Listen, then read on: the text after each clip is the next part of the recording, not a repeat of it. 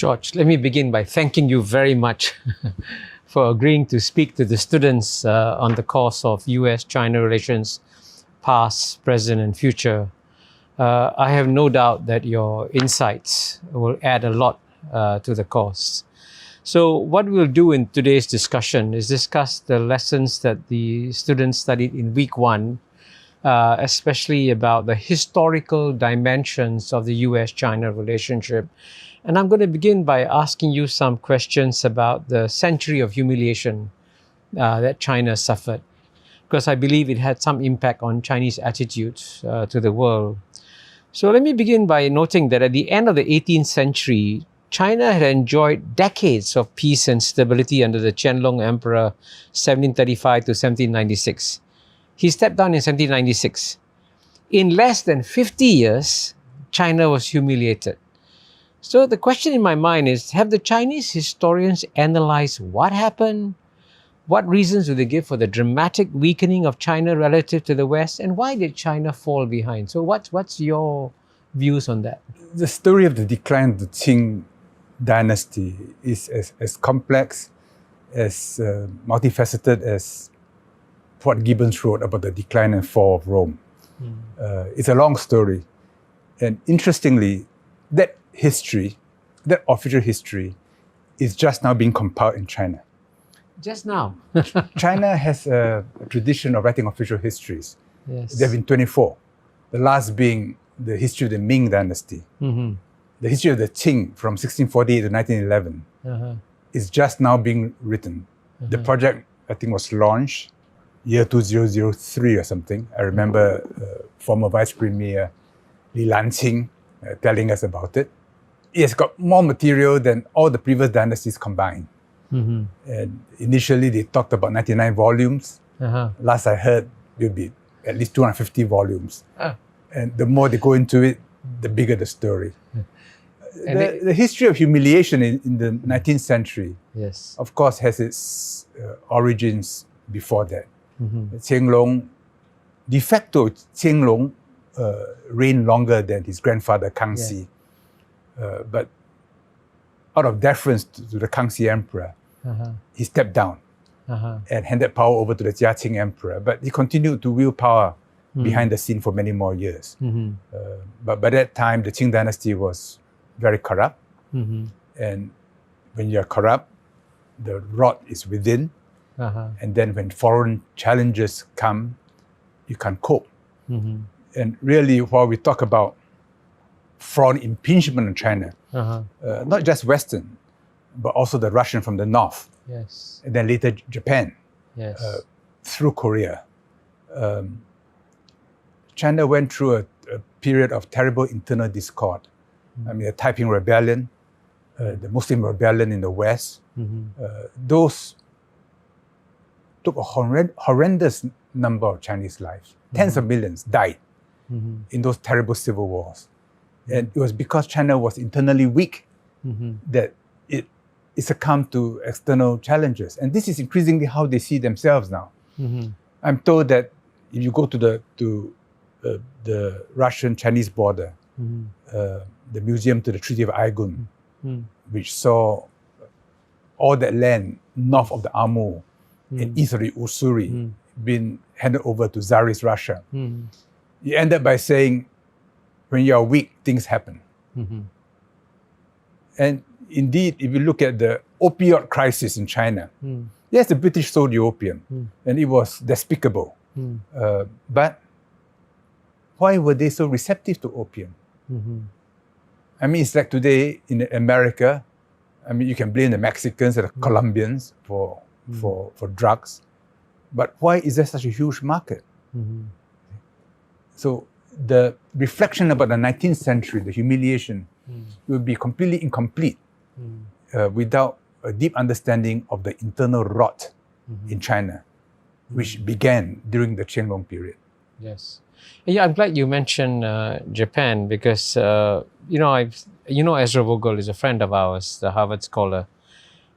He has said that for centuries, China, with its great civilization and navies, always had the upper hand vis-a-vis Japan. what's interesting is that when Japan woke up to the Western challenge in the Meiji Restoration and reformed itself and became stronger, China didn't seem to pay attention to what Japan was doing, and then, of course, was humiliated by Japan in the 1895 Sino-Japanese War. Looking back at that time, why didn't you think the Chinese paid any attention to what, like someone like Japan, when Japan was transforming itself? Did the Chinese say, "Hey, we should also transform ourselves"? Was that kind of movement budding in China in the 19th century? Before that period, back to the mist of time, Japan did not play a major role in the evolution of Chinese history and civilization, much less than Korea did.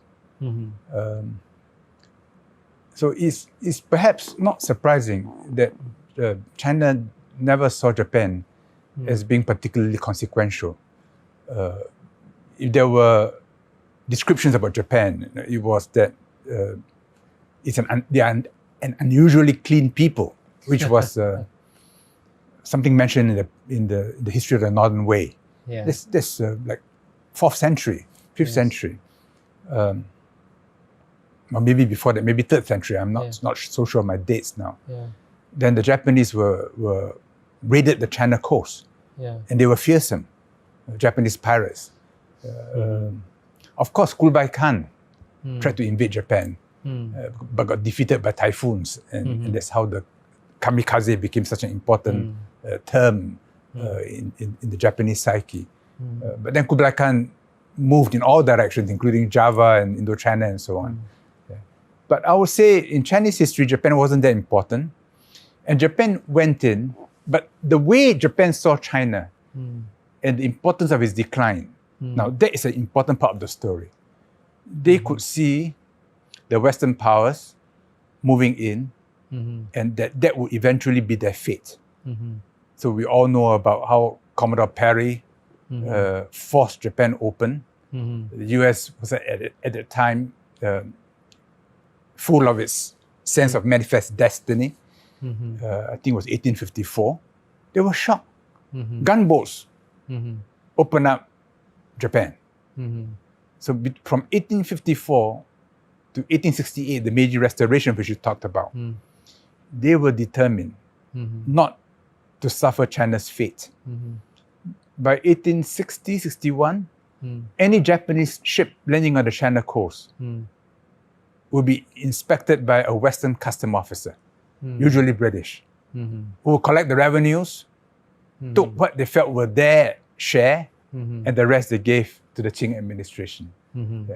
So they saw all that, and they knew it would come to them unless they transformed themselves top to bottom, and unless they themselves became a colonizing power.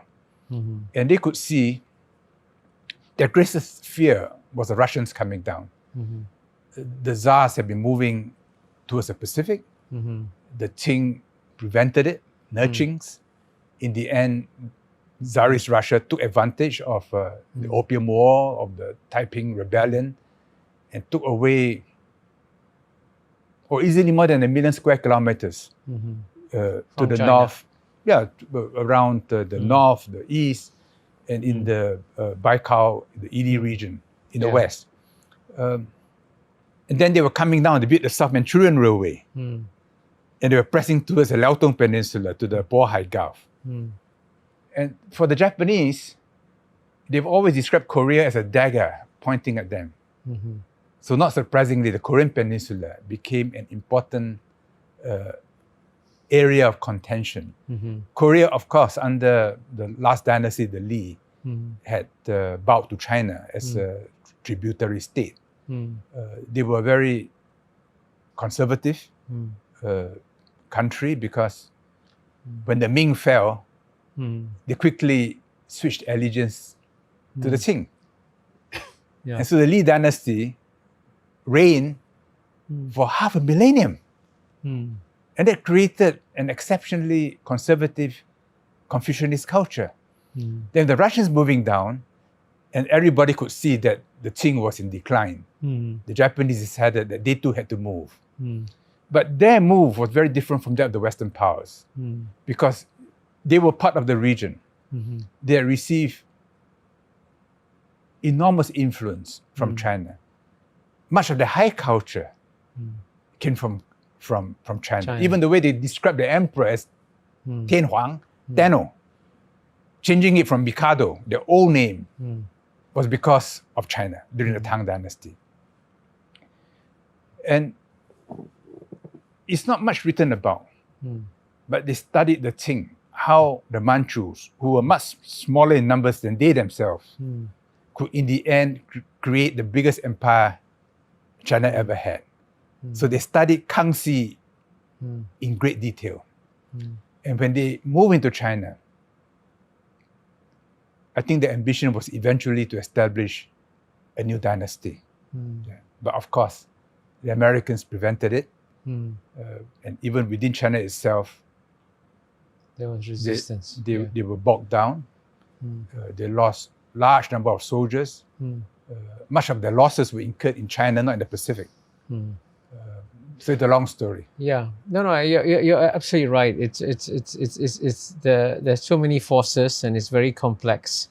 And you're right that the Chinese are just beginning to try to understand what went wrong with the Qing dynasty.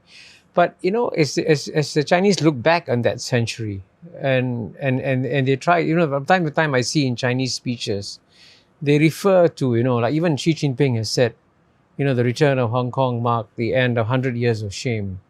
So in this, what Xi Jinping calls 100 years of shame, what are the events that the Chinese look back, they see as among the most painful events in that century? What really hurt them the most? Well, the Opium War is not transmitted through mother's milk. Yeah. It was certainly transmitted through my mother to me. She told you about the Opium War? Oh, I think all Chinese know about the Opium War. And it was a period of national humiliation. But what was particularly galling was what happened in Versailles. Because China had sent, I think, 150,000 Chinese citizens to help the Europeans, the Allied powers, in the effort against Germany, with the promise that once the war ended and Germany was defeated, German possessions in China will revert back to China. So at Versailles, the Japanese said, no, we want those territories. And they agreed. So China was badly dealt. And Walter Woon reminded us that at Versailles, the Japanese asked for a clause affirming racial equality. The Americans opposed it. Yes. And why did they oppose it?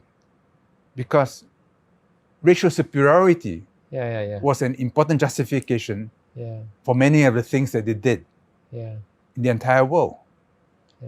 So when that happened, it accelerated, deepened a movement which had already started in the last days of the Qing, which is Chinese rejuvenation. And it gave a strong impetus to the new cultural movement, which started before that, and in the end created the Communist Party, the May 4th movement. What about the sacking of the Summer Palace in 1860? How was that? What kind of impact did that have on the Chinese? Oh, sacking of the Summer Palace is part of the Opium War, because even after the first Opium War and and Hong Kong being ceded to the British, China still put roadblocks. They could see how opium was destroying their own people. But the British and the others were pushing for China to allow opium in freely. And after one action against the merchants, I cannot remember which British merchant it was, I think it was Sassoon, appealed to Palmerston, the British Prime Minister, who said, we will teach the Chinese a lesson they will never forget. And they haven't forgotten. And the sacking of the Summer Palace was brutal, right? No, it was a demonstration. Don't ever do it again and prevent us from selling opium. So it is in connection with the opium humiliation that the Summer Palace is now viewed. Well, this brings me to the question, as you know, this course is about US-China relations. And the interesting question is how do Chinese historians view the role of the US in this century? Because until the Boxer Rebellion in 1899 to 1901, I think the American troops didn't fight in China before that. And in fact, the US, but at the same time, US insisted on most favored nation treatment and joined the settlements in Shanghai after they were established. But the US also donated some of the reparations received from the Boxer Rebellion to funding scholars in China to be educated by American universities. Also, I think this also led to the founding of the Tsinghua University, if I remember correctly. So how do many hospitals and education establishments were established by the Americans. How do the Chinese view the American role in this century of humiliation? Well, Japan did not. I'm sorry. The U.S. did not see itself as a European colonial imperialistic power. It saw itself as, in terms of its manifest destiny, as a superior power which had a civilizing mission. So, of course, when the European powers took advantages for themselves, they demanded their share. And don't forget, in 1854, Commodore Perry forced open Japan. They would have done the same to China. But since the Europeans had already opened all the gates, there was no need for them to move. So in a sense, they were free riders. They were free riders. That's how MFN, the term, became in popular use. Yes. That there's no need for us to fight the same battles to get the same advantages. Yes. You just agree to give it to all the rest of us. Most favored nation, which is a strange term, not easily self-explanatory. But that's when it gained currency, China. Then they saw the powers in contention. And Theodore Roosevelt received the Nobel Peace Prize in 1906. Yes. And I always remember in the ante room, before we entered the Oval Office, out there, the certificate with the medal of the Nobel Prize being given to Theodore Roosevelt. Yes. It was the settlement between Russia and Japan. Russia and Japan fought a very bloody war. Yes. Russian fleet was sunk in 1905. That's right. Which led in the end to the Bolshevik Revolution. And on Liaotong Peninsula, so many graves to Russians and Japanese who fought there. The Americans decided better to have peace and a balance. It was not in American interest to have the Tsar come down Manchuria into Korea. It was not in the interest of the US to have the Japanese moving deeply into China either.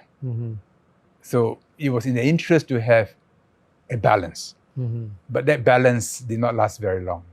Because when the Japanese moved into mainland China, then it was the Americans who forced the Japanese into the Second World War by the oil embargo. Anyway, I think if I'm not mistaken, Mao Zedong sort of anticipated it in one of his early writings, is that time will come when China and America will fight Japan. He said in one of his, and I cited in one of my lessons. But so overall, before closing, if you just had to sort of summarize the attitudes of China towards Americans at the early part of this century, how would you characterize it? Early part of the 20th century. So the Americans were the least predatory of the Western powers. And because they had a guilty conscience and donated some of the indemnities back to establish educational and health institutions, the Chinese have a different view of them.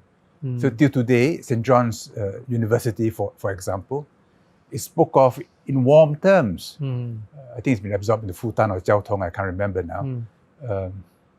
And you had a group of Americans like Henry Luce. Many of them were associated with missionary families. They had good intentions for China. They want China to be Christianized, to be like America. And when Japan invaded China in 1937, before First World War, the Americans helped China. So they had the Flying Tigers, you had the supply lines being opened, all kinds of things being done to help China fight Japan. And if you go to Chongqing today or to Kunming, many of the American establishments during that period are preserved as museums in order that that period not be forgotten.